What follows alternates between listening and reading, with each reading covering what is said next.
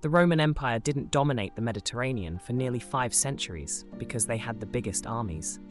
They dominated because they could move those armies faster, feed them better, and keep them supplied in ways no other civilization could match. When Julius Caesar marched into Gaul, he faced enemies with superior numbers.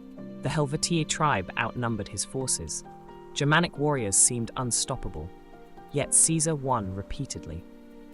Not because his soldiers were stronger, but because his engineers built bridges in days that would take others weeks. His supply chain stretched hundreds of miles across hostile territory, while his enemies starved. This was the real Roman advantage. Engineering and logistics. Consider the roads. Roman legions could march 20 miles a day on constructed highways. Enemies moving through forests and rough terrain managed 5. That speed advantage meant Roman generals could concentrate forces at the right place at the right time. They could respond to threats faster than anyone else could mount them. The aqueducts tell another story. Supplying a city of 1 million people required engineering solutions. Rome built systems that carried fresh water from mountains 50 miles away. This wasn't just about comfort. Clean water meant healthy soldiers. Healthy soldiers meant effective armies. Disease killed more ancient warriors than swords did, but Rome understood this and engineered around it. Military camps reveal the sophistication.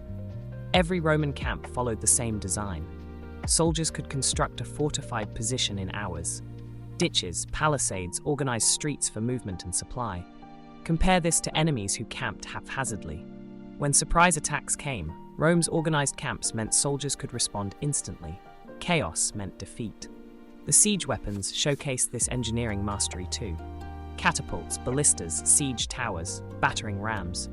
These weren't crude devices. Roman engineers calculated angles and forces with mathematical precision. They could breach walls that seemed impenetrable. But perhaps most impressive was the supply system itself. Grain from Egypt fed Rome's armies in Britain. Preserved foods, standardized rations, supply depots positioned along routes. While Germanic tribes lived off the land and starved in winter, Roman legions marched through seasons with consistent nutrition. This infrastructure demanded organization. Detailed records, planning accountability. It required thousands of non-combat personnel, engineers, surveyors, administrators, laborers. Rome accepted this cost because they understood a simple truth. An army marches on its stomach, and logistics wins wars. The legions were effective soldiers, certainly. But they were effective because they stood on the shoulders of engineering giants. Roman victory wasn't about being better warriors.